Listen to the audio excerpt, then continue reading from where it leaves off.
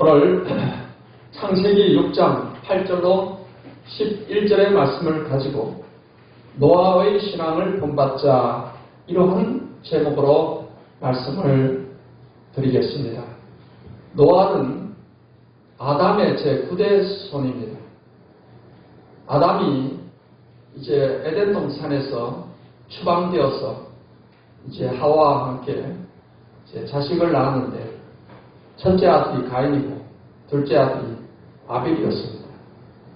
가인과 아벨이 하나님께 제사를 드렸는데 가인의 제사는 하나님이 받지 않으시고 아벨의 제사만 받으셨습니다.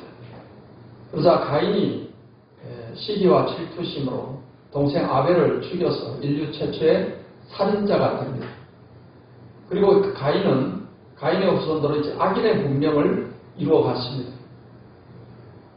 그런데 하나님께서 아벨 대신에 셋이라는 아들을 또 주셔서 이 셋은 아벨의 신앙을 물려받아서 하나님을 잘 경외하고 셋의 후손들은 하나님을 잘 믿는 그런 후손들이 되었습니다.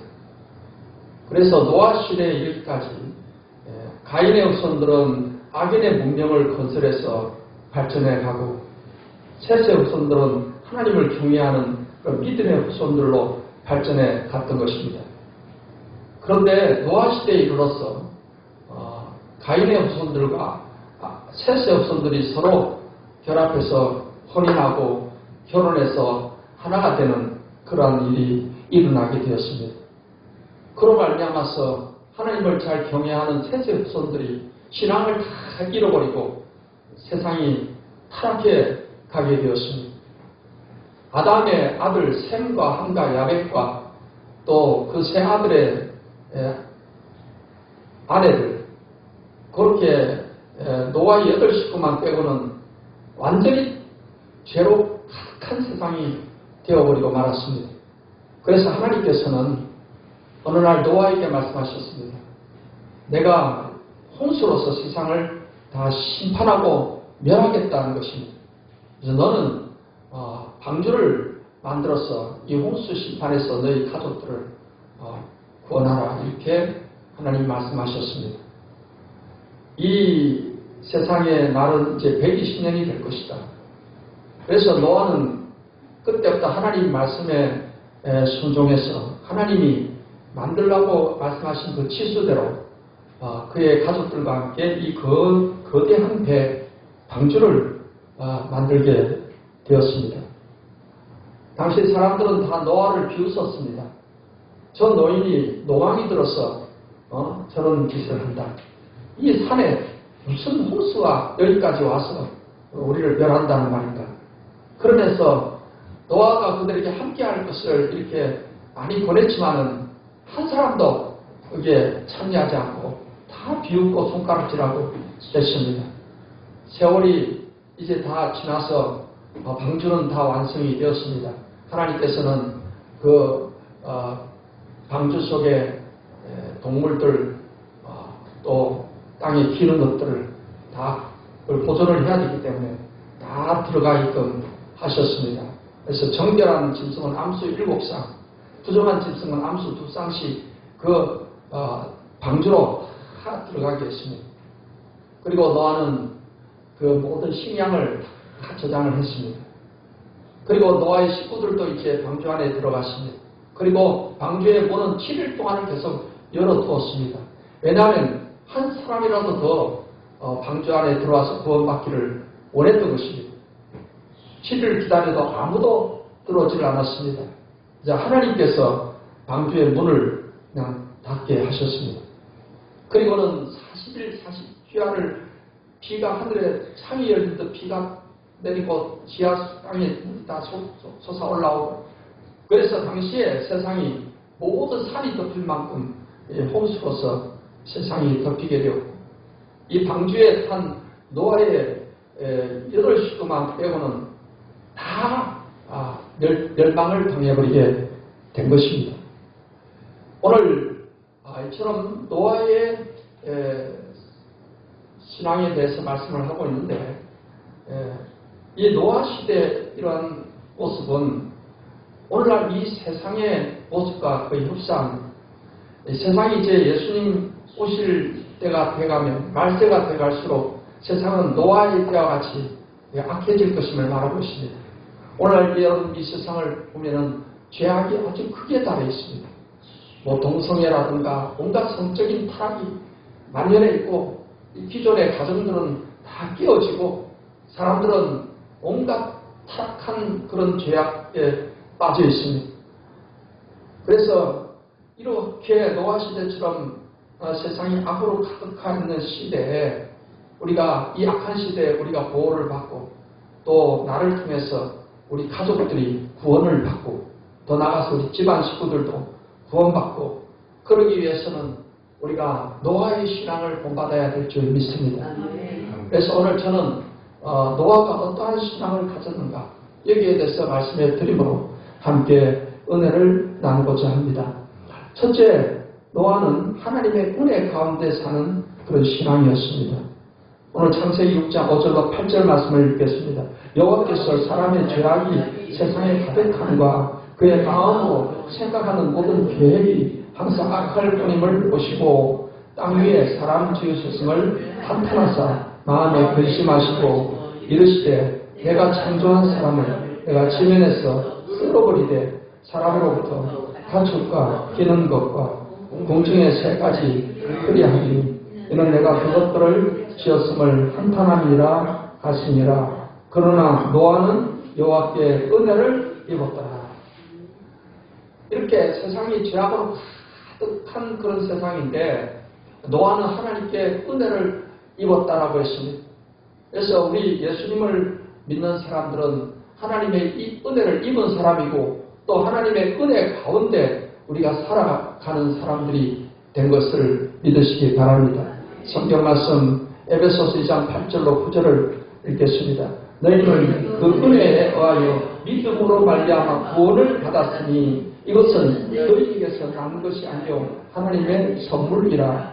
행위에서 난 것이 아니니 이는 누구든지 자랑하지 못하게 함이라. 우리가 구원받은 것은 하나님의 은혜에 의해서 구원받았다라고 말하는 것입니다. 은혜라는 것은 어떤 대가를 지불하고 주는 게 아니고 그냥 주는 것입니다. 부모가 어린아이가 태어나서 자라는 과정에 있어서 그 아이에게 먹을 것을 챙겨주고 입을 것을 입혀주고 모든 필요를 공급해 주는 그것은 은혜로 그렇게 하는 것이지 그 아이한테 어떤 거기에 대한 대가를 받고 하는 것이 아닌 것입니다. 이처럼 은혜라는 것은 사랑으로 그냥 주는 것입니다. 하나님께서 우리를 구원해 주신 것도 은혜로 주신 것이지 우리의 어떤 행위나 우리의 노력이나 우리의 행실을 보고서 주신 것이 아니다는 것입니다. 그것은 우리가 아무리 노력해도 우리의 노력으로는 구원받을 수가 없습니다. 그래서 하나님께서는 우리의 죄 문제를 해결해 주시기 위해서 하나님의 아들 독생자 예수님을 이 세상에 보내주셨습니다. 그리고 예수님은 아무 죄가 없이 이 땅에 오셔서 인류의 죄를 대신해서 십자가에서 피 흘려 죽으시고 3일 만에 부활하시게 된 것입니다. 예수님은 십자가의 그 죽으심을 통해서 그 흘리신 피로 우리 죄를 다 사해 주셨습니다. 그래서 우리가 예수님을 믿는다는 것은 예수님이 십자가에 흘리신 피로 내 죄를 사해 주셨다는 이 사실을 우리가 믿는 것입니다. 예수님을 나의 주님으로 믿는 것입니다. 그럴 때 하나님의 은혜로 우리는 죄 용서받고 우리가 구원을 받게 되는 것입니다. 이제 우리가 구원받은 것이 하나님의 은혜이고 구원받은 이후에는 우리가 하나님의 자녀라는 신분을 가지고서 살아가게 되는 것인데 우리가 하나님의 자녀로서 이 땅에서 사는 동안에 누리는 모든 하나님이 주시는 복 이것도 우리가 하나님 은혜 가운데 살아감으로써 하나님께서 우리에게 은혜로 주시는 것들입니다. 우리가 예수님을 믿고 구원받은 이후에는 하나님의 그런 은혜를 사모하는 그런 백성으로서 살아가게 되는 것입니다. 그래서 지금 우리가 살아가는 이것이 은혜의 날이다라고 말하고 있습니다. 성경 말씀 고린도서 6장 2절을 읽겠습니다. 가라사대 내가 은혜 베풀 때 너를 듣고 구원의 날에 너를 보았다 하셨으니 보라 지금은 은혜 받을 만한 때요 보라 지금은 구원의 날이로다 했습니다. 예수님을 믿고 살아가는 이 지금이라는 이 시간이 우리에게는 은혜 받을 때라는 것입니다. 사람이 살다가 죽고 나면요, 그때는 하나님 은혜를 받을 수가 없는 겁니다. 이미 기회는 끝나는 것입니다. 죽고 난 이후에 나 예수 믿고 구원받겠다, 그런 기회가 없는 것입니다. 이 땅에 살아있는 동안 우리는 은혜 받을 만한데요, 우리가 구원받은 이후에는 하나님 자녀이기 때문에 또 하나님께 기도하고 사모하고 그리고 하나님의 은혜를 우리가 받게 되는 것입니다. 그래서 노아도 이제 하나님의 자녀로서 하나님 앞에 항상 의롭게 살려고 했으며 하나님과 동행하기를 힘썼으며 그것이 바로 하나님께 은혜 받는 그런 삶이었던 것입니다. 노아가 당시의 사람들에 비해서 하나님 보시기에 완전하다고 할 만큼 그렇게 신앙적으로 살았습니다. 그래서 노아는 항상 그런 은혜 가운데 하나님이 주시는 그런 은혜를 받으면서 그 악한 세상을 승리하면서 살아갈 수 있었다는 것입니다. 내가 너희를 주관치 못하니 이는 너희가 법 아래 있지 아니하고 은혜 아래 있음이니라. 하나님의 은혜 가운데 사는 사람들은 그 은혜를 가지고서 죄를 이기는 힘을 얻게 되는 것입니다. 죄의 유혹이 끊임없이 우리에게 밀려옵니다. 우리가 하나님 은혜가 아니면 죄에 넘어지고 쓰러지고 그래서 믿음도 잃어버리고 다시 타락하게 되고 이렇게 되는 것입니다. 하나님의 은혜를 우리가 받아서 죄를 이기며 살아야 되는 것입니다. 또 하나님의 은혜는 우리에게 모든 것들을 풍성하게 주시는 것도 하나님의 은혜입니다. 고린도후서 9장 8절을 읽겠습니다. 하나님의 능히 모든 은혜를 너희에게 넘치게 하시나니 이는 너희로 모든 일에 항상 모든 것이 넉넉하여 모든 착한 일을 넘치게 하게 하시리라 했습니다.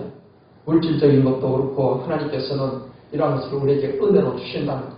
그래서 이 땅에 사는 동안에 모두 하나님을 잘 섬기며 착한 일을 많이 할 수 있게끔 필요한 것들을 하나님께서 넘치게 주신다는 것입니다. 그러기 위해서는 우리가 이 은혜를 받기를 간절히 사모해야 되는 것입니다. 히브리서 4장 16절을 읽겠습니다. 그러므로 우리가 긍휼하심을 받고 때를 따라 돕는 은혜를 얻기 위하여 은혜의 보좌 앞에 담대히 나아갈 것이니라. 이 은혜의 보좌는 하나님 계신 곳을 의미하고 있는 겁니다. 하나님은 하나님이 계신 그 보좌에서부터 우리에게 은혜를 주시는 겁니다. 그럼 우리가 어떻게 은혜의 보좌 앞에 나아가는 것입니까? 이렇게 우리가 하나님 앞에 예배하러 나오는 게 바로 은혜의 보좌 앞에 나오는 겁니다. 그 다음에 하나님께 기도하는 자리, 하나님 성경 말씀을 가지고 하나님 이 말씀을 묵상하고 또 말씀을 읽고 하는 그 시간, 하나님 앞에 나오는 시간이 바로 하나님 은혜의 보좌 앞에 나오는 시간입니다. 우리가 예수님을 믿고 구원받았으면 어찌하든지 모이기를 힘써야 되는 것입니다. 그건 왜냐하면 은혜를 받기 위해서입니다. 하나님 앞에 이렇게 예배 자리에 나와서 예배하고 또 개인적으로 또 집에서도 아침에 일어나면 먼저 하나님 앞에 예배부터 드리고 그 하루를 시작한다면 그 하루는 저 하나님의 은혜가 넘치게 될 것입니다. 그래서 여러분들께서 하나님께 예배하고 기도하고 하나님 말씀 보고 하는 이것이 다 하나님 은혜의 보좌 앞에 나가는 것이니 그런 시간들을 통해서 하나님의 은혜를 우리가 받아서 그 하나님 주신 은혜를 힘입어 이 죄악된 세상의 죄의 유혹을 이기고 또 하나님이 주시는 모든 것을 공급받아서 우리가 승리의 삶을 살아가게 되는 것입니다. 여러분께서 항상 이러한 하나님의 은혜 가운데 삶을 통해서 노아처럼 하나님께 모든 풍성한 은혜를 공급받아서 승리하는 삶이 되시기를 예수님의 이름으로 축원합니다. 두 번째 우리가 본받아야 될 노아의 신앙은 하나님과 동행하는 신앙입니다. 창세기 6장 9절을 읽겠습니다. 이것이 노아의 조건이라. 노아는 의인이요 다른데 완전한 자라. 그러나 하나님과 동행하였으며. 자, 노아는 이렇게 하나님께 앞에서 어렵다고 인정받을 만큼 그렇게 생활을 했고 또 세상 사람들의 기준에 비추어 완전한 자라고 인정받을 만큼 그러한 모습으로 살았기 때문에 하나님 계속해서 은혜를 주신 것이고 노아의 신앙의 특성은 또 하나님과 동행하는 신앙이었다는 것입니다. 여러분 하나님과 동행한다는 것이 그냥 어떻게 하나님과 동행하지? 하나님은 저 하늘에 계시고 예수님도 지금 하나님보다 우편에 계시고 내가 어떻게 하나님과 동행한단 말이냐? 이렇게 생각이 될 것입니다. 이것을 동행하는 의미를 우리가 좀 더 알기 위해서 300년간 하나님과 동행했다는 에녹에 대해서 말씀을 드리겠습니다. 이 에녹이라는 사람은 하나님과 300년간 동행을 했다 했습니다. 창세기 5장 21절 24절을 읽겠습니다. 에녹은 65세 무드셀라를 낳았고 무드셀라를 낳은 후 300년을 하나님과 동행하며 자녀들을 낳았으며 그는 365세를 살았더라. 에녹이 하나님과 동행하더니 하나님이 그를 데려가심으로 세상에 빛이 아니하였더라. 하나님과 동행을 한다 해서 우리가 뭐 저 산속에 들어가서 하나님과만 잘 지내고 그런 의미가 아닙니다. 에녹이라는 사람도 하나님과 동행을 했는데 자녀들을 낳고 세상에서의 삶을 다 할 거다 하면서 하나님과 동행했던 것입니다. 그런데 이 에녹이 65세 무드셀라를 낳은 후에 뭔가 심경의 변화를 갖게 된 겁니다. 무드셀라를 낳은 후에 하나님께서 이 세상을 심판할 것이라는 어떤 그런 것을 알게 하셨다라고 볼 수 있어요. 그래서 내가 정말 이제부터 하나님과 동행하는 삶을 살아야 되겠다 이렇게 마음 먹고 그때부터는 정말 하나님과 동행한다고 인정받을 만큼 그런 신앙생활을 했던 것입니다. 그러자 하나님께서 이 에녹을 너무 기뻐하시고 당시에 평균 수명이 거의 900살 이상씩 살았습니다. 근데 하나님께서는 365세 때 에녹을 죽음을 맛보지 않게끔 해서 그를 하늘로 데려가신 거예요. 하나님께서 너 빨리 올라와라. 그냥 나하고 같이 지내자. 막 이런 것이 아니었는가 이렇게 볼 수 있어요. 이러한 에녹이 하나님과 동행하는 신앙은 하나님을 기쁘시게 했다라고 했습니다. 성경 말씀 히브리서 11장 5절을 읽겠습니다. 믿음으로 에녹은 죽음을 보지 않고 옮겨졌으니 하느님이 그를 옮기심으로 다시 보이지 아니하였느니라. 그는 옮겨지기 전에 하나님을 기쁘시게 하는 자라 하는 증거를 받았느니라 했습니다. 여러분 하나님을 기쁘시게 하는 삶 이것이 우리 신앙인의 목표가 되어야 됩니다. 하나님께서는 우리를 구원하기 위해서 하나님 아들 독생자 예수님까지 십자가에서 죽게 하시는 사랑을 먼저 베풀어 주셨잖아요. 그 사랑에 의해서 이제 우리가 구원받았는데 구원받은 우리들은 이 땅에 살면서 이제 내가 어떻게 하나님을 기쁘시게 할까? 이것을 목표로 해가지고서 신앙생활을 해야 되는 것입니다. 하나님을 기쁘시게 할 때 하나님이 영광을 받으시는 것입니다. 근데 지금 에녹이 하나님과 동행하는 이 신앙이 하나님을 기쁘시게 하는 자라는 증거를 받았다 하는 것입니다. 그러면 아까 말씀드렸다시피 하나님은 저 하늘에 계시고 예수님은 하나님 보좌 우편에 계시고 내가 어떻게 하는 것이 하나님과 동행하는 삶인가? 이제 여러분 신약의 우리 그리스도인들에게는 하나님께서 우리를 보아처럼 벌어주지 아니하시고 성령을 우리에게 보내주셨습니다. 여러분 하나님은 영원 전부터 성부, 성자, 성령 삼위일체 하나님으로 계셨습니다. 그래서 하나님 아버지께서 예수님을 이 땅에 보내주셨고 예수님은 우리를 위해서 죽으시고 부활하시고 하늘로 승천하셔서 하나님 보좌 우편에 계십니다. 그런데 예수님이 하늘로 올라가시기 전에 성령을 우리에게 보내주신다라고 약속을 하셨습니다. 그리고 그 성령은 예수님의 제자들이 예수님이 승천하시고 난 후에 간절히 기도했을 때 오순절날에 성령이 임해서 120명의 제자들이 다 성령을 충만히 받게 되었습니다. 성경 말씀 에베소서 5장 18절 말씀을 읽겠습니다. 술 취하지 말라. 이는 방탕한 것이니 오직 성령으로 충만을 받으라 했습니다. 여러분 성령으로 충만을 받으라는 의미는 이미 우리 안에 계신 성령, 이 성령님과 우리가 더욱더 친밀한 교제를 갖고 성령께 내가 지배돼서 사는 삶을 말하는 것입니다. 성령님은 막연한 힘이나 또 어떤 능력이 아닙니다. 여호와주의 이단들은 성령에 대해서 성령은 마치 전기나 이런 것과 같은 힘, 하나님의 활동력에 불과하다고 말합니다. 그래서 성령은 인격도 없고 하나님도 아니시고 이런 어떤 힘에 불과하다 이렇게 말을 합니다. 하지만 여러분 성경은 성령 하나님이 인격적인 하나님이신 것을 우리에게 분명히 말씀을 하고 있는 것입니다. 그래서 성령은 인격적인 하나님으로서 기뻐하시기도 하고 슬퍼하시기도 하고 또 의지적으로 우리를 도와주시고 인도하시기도 하는 것입니다. 그렇기 때문에 우리가 예수님을 믿고 구원받은 후에는 우리 안에 이 성령 하나님이 함께 사시는 것입니다. 그렇기 때문에 우리가 성령을 무시해서는 안 됩니다. 내 안에 성령 하나님이 함께 하시는데 전혀 우리가 성령을 인정하지도 않고 이렇게 성령님과 인격적 교제를 하지 않고 살아가서는 안 된다는 것입니다. 우리가 항상 성령의 도우심을 구하고 또 성령님과의 친밀한 인격적 교제를 갖고 늘 그렇게 사는 삶. 그래서 성령에 의해서 우리가 내 마음이 지배돼서 살아갈 때 이것을 성령 충만한 삶이다라고 말하는 것입니다. 그래서 우리가 성령 충만해서 살아가면 항상 하나님과의 이런 친밀한 교제가 있는 삶을 살아가는 것이고 이것을 성경은 하나님과 동행하는 신앙이다라고 이렇게 말하고 있는 것입니다. 사랑하는 우리 성도 여러분, 여러분은 예수님을 믿고 나서 이제 고아처럼 벌어진 자식이 아니고 하나님께서 성령을 여러분 안에 이제 임재하게 하셨습니다. 여러분 성령이 함께 하시고 우리가 성령과 함께 우리는 살아가는 사람입니다. 여러분이 항상 이 성령으로 충만해서 정말 하나님과 동행하는 그 신앙으로 세상에서 승리하시고 죄를 이기시고 모든 환경을 문제를 이기며 승리하는 그런 삶이 되시기를 예수님의 이름으로 축원합니다.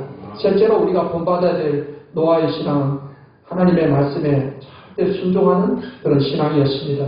창세기 6장 22절을 읽겠습니다. 노아가 그와 같이 하기로 하나님이 자기에게 명하신 대로 다 준행하였더라 했습니다.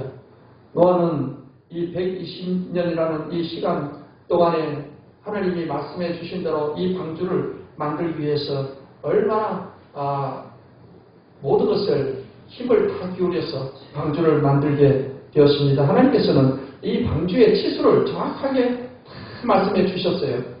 그래서 노아 8식구뿐만 아니라 모든 가축들이 짐승들이 다 들어가야 되니까 그 짐승들이 다 거할 수 있도록 칸을 다 만들어야 되고 그것을 그 오랜 기간에 거쳐서 만들게 된 것입니다.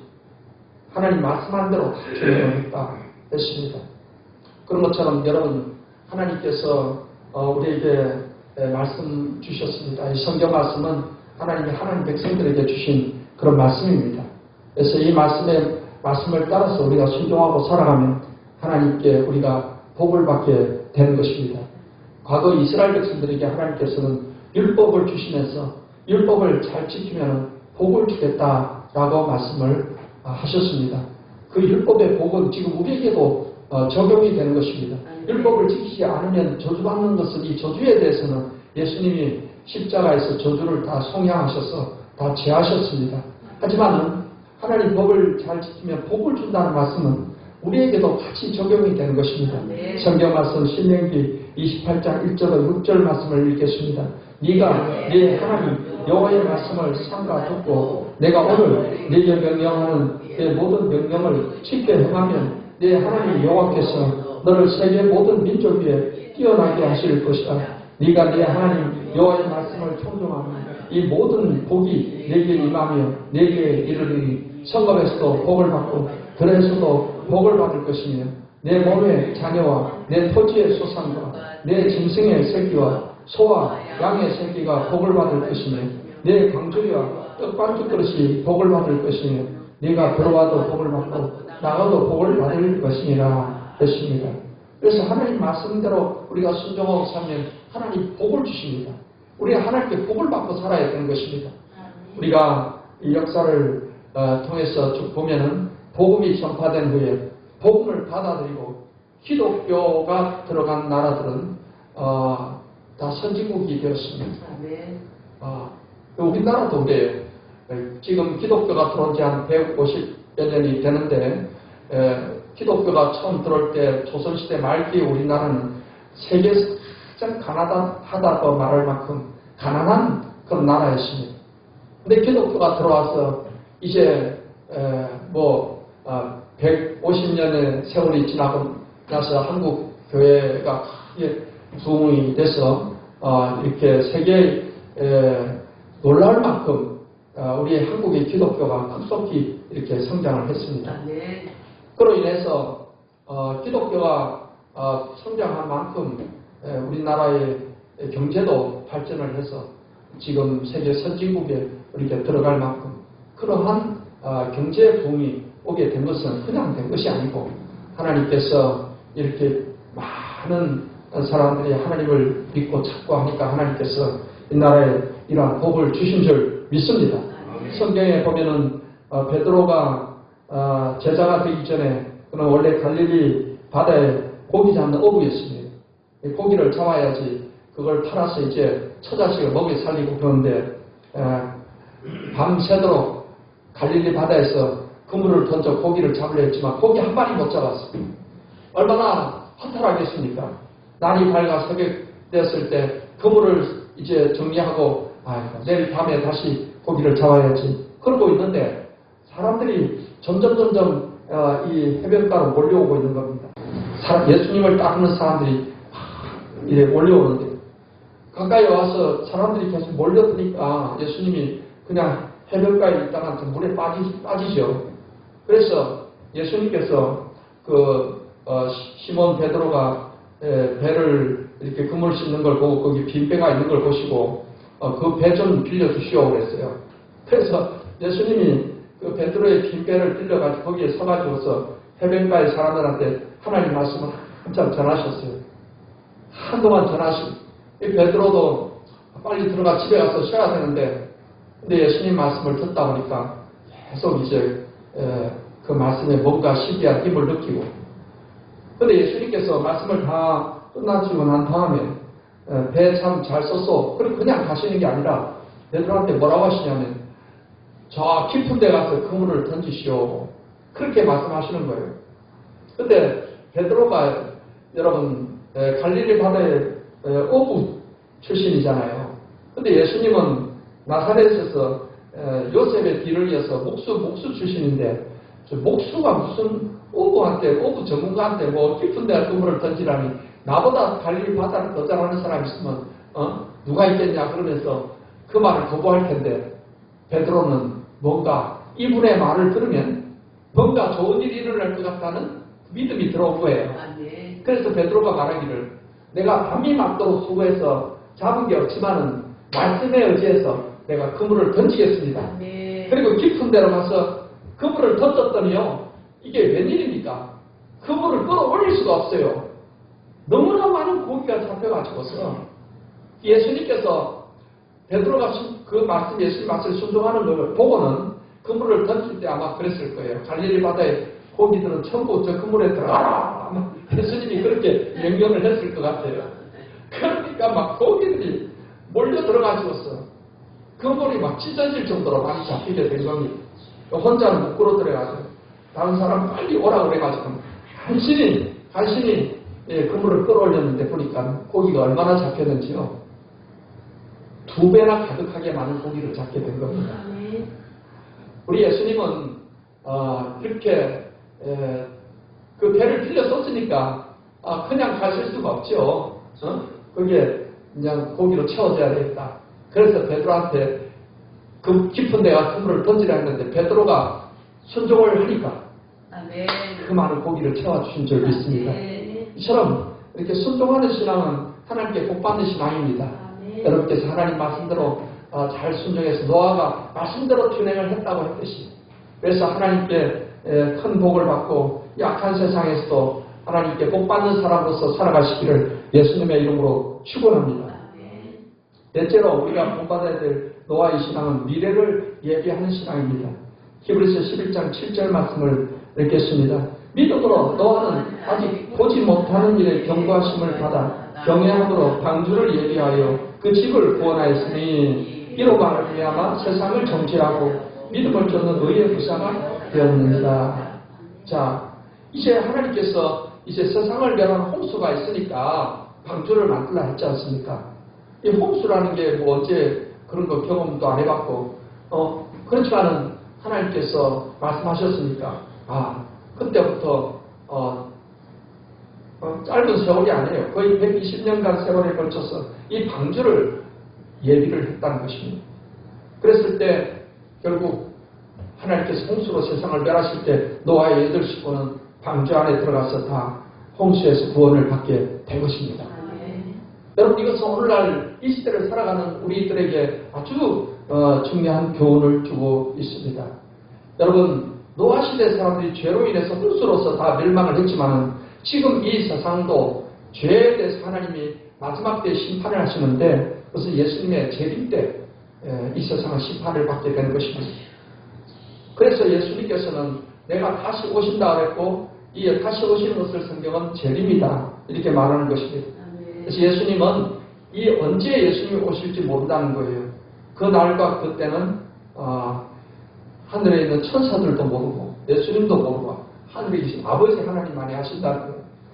그러니까 항상 언제 그날이 올지 모르니까 그 날을 예비하고 신앙생활을 하라는 것입니다. 성경 말씀 마태복음 24장 44절을 읽겠습니다. 이러므로 너희도 예비하고 있으라. 생각지 않은데 인자가 오리라. 이 인자는 예수님을 말합니다.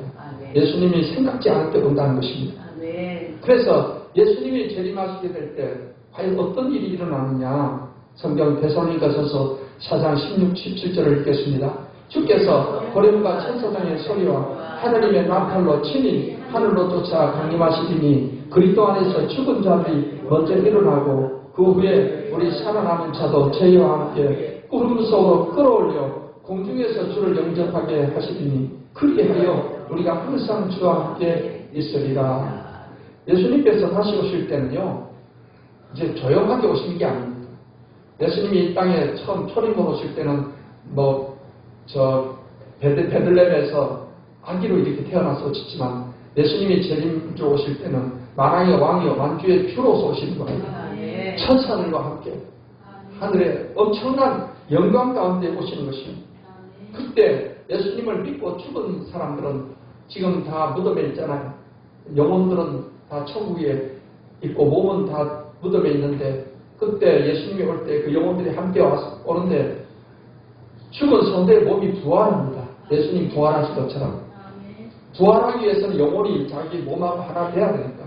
부활의 몸을 입어서 예수님 앞에 서게 되는 것이고 그 다음에 살아서 예수님을 맞이하는 성도들은 몸이 호련히 변화가 됩니다.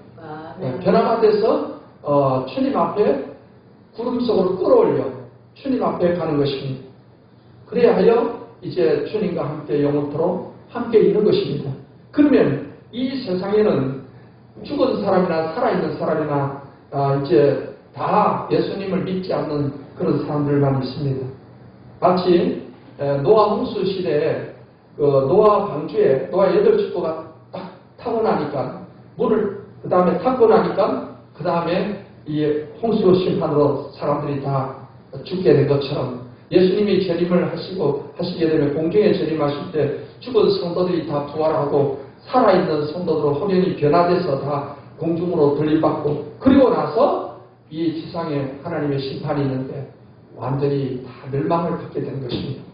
그리고 노아 시대는 물로 세상을 심판했지만은 마지막 때는 이제 불로 심판을 하실 것이다. 그래서 이 땅과 이 하늘은 다 불타버리게 되고 하나님이 새 하늘과 새 땅을 만드시고 그래서 새 땅에 그 천국 새 예루살렘 성이 내려와서 하나님 나라가 천국이 완성되어지게 되는 것입니다. 그렇기 때문에 우리는 다시 오신다고 말씀하신 그 예수님 언제 오실지 모르기 때문에 항상 정신을 바짝 차리고 예수님을 맞이할 준비를 하고 예비하고 신앙생활을 해야 된다 하는 것입니다. 어떤 준비를 해야 되느냐? 예수님은 이렇게 말씀하십니다. 마태복음 24장 42절을 읽겠습니다. 그러므로 깨어있으라. 어느 날에 너희 주가 임하는지 너희가 알지 못합니다. 그러니까 영적으로 신앙적으로 깨어있으라는 거예요. 항상 정신 차리고 그 날이 언제 올지 모르니까 믿음을 우리가 항상 잘 지켜서 언제라도 주님 오시면은 주님 앞에 가는 그 준비를 하고 신앙생활을 해야 된다는 것입니다. 그래서 우리가 항상 깨어 있어야 될 것을 예수님께서는 열처녀 비유로 말씀을 하셨습니다. 마태복음 25장에 보면은 열처녀에 대한 비유가 나오는데 이것은 그 당시에 결혼 풍습을 예수님께서 예로 해서 우리가 어떤 자세로 예수님을 기다려야 되는가를 말씀을 하신 것입니다. 그래서 당시의 결혼 풍습은 이제 신랑이 이제 신부집으로 와서 신부를 데리고 그 다음에 혼인잔치집에 가는 겁니다. 그래서 이제 여기 열처녀는 이제 신부의 들러리 처녀들이에요. 들러리. 신부를 곁에 따라가는 들러리 처녀들인데 그 당시에는 이 전기불 같은 게 가로등 같은 게 없잖아요. 그러니까 항상 이제 등불을 준비해야 되는 거예요. 이 등불을 가지고 있어야 그 어두운 밤길을 이렇게 걸어갈 수 있지 않습니까? 그런데 이 10처녀가 다 이제 등불을 준비했는데 슬기로운 5처녀는 등불과 함께 기름을 더 준비를 했어요. 기름을. 근데 미련한 5처녀는 등불만 준비하지 기름을 준비 따로 안 했어요. 근데 이제 신랑이 드디어 오는 바람에 다 졸며 자고 있어요. 그런데 밤중에 갑자기 신랑이 온다 소리가 들리니까 다들 이제 일어나서 이 처녀들이 이제 불을 켰어. 등불을 켜가지고. 근데 미련한 처녀들은 불을 켜니까 기름이 다 돼가지고 이게 불이 가물가물하는 거예요. 그래서 미련한 처녀들이 슬기로운 처녀한테 기름 좀 나눠달라고 하니까 나눠주다가는 우리 쓸 것도 부족할까 한다. 가서 기름 판 데 가서 기름 사가지고 와라. 그랬는데 이 슬기로운 5처녀는 이제 신랑의 일행과 함께 혼인 잔치집에 들어갔어요. 네. 잔치집에 종들이 문을 딱 이제 잠궈버렸어요. 나중에 이제 미련한 처녀들이 기름을 다시 사가지고 와서 거기 잔치집에 들어가려고 했는데 문을 열어달라 해도 안 열어주는 거예요. 그래서 잔치집에 못 들어갔다는 것입니다. 예수님께서 이 비유를 말씀하시면서 결론을 뭐라고 하셨냐? 그런즉 여기서라.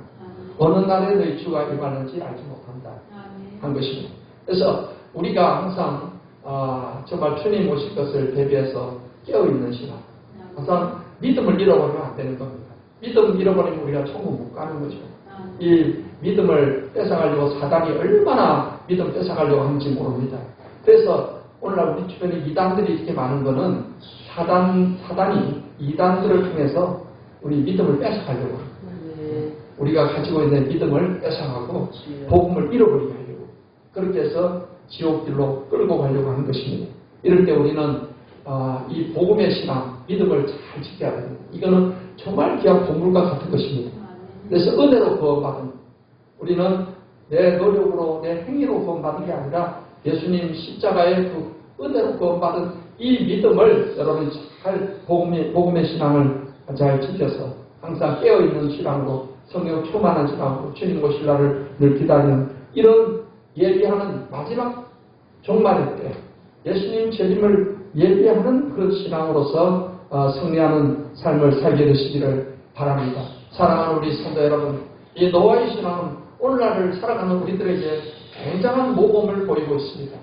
우리 노아가 정말 하나님의 은혜 가운데 살았고 하나님과 동행하는 신앙을 가지고 또 그리고 하나님 말씀에 순종하는 것과 미래를 예비하는 그 신앙으로서 그 악한 시대를 승리하며 살았듯이 지금 이 악한 시대를 살아가는 저와 여러분들도 노아의 신앙을 본받아서 정말 하나님을 기쁘시게 하는 삶, 하나님께 복받는 삶, 하나님께 은혜 받는 삶, 승리하는 삶을 살게 되시기를 예수님의 이름으로 축원합니다.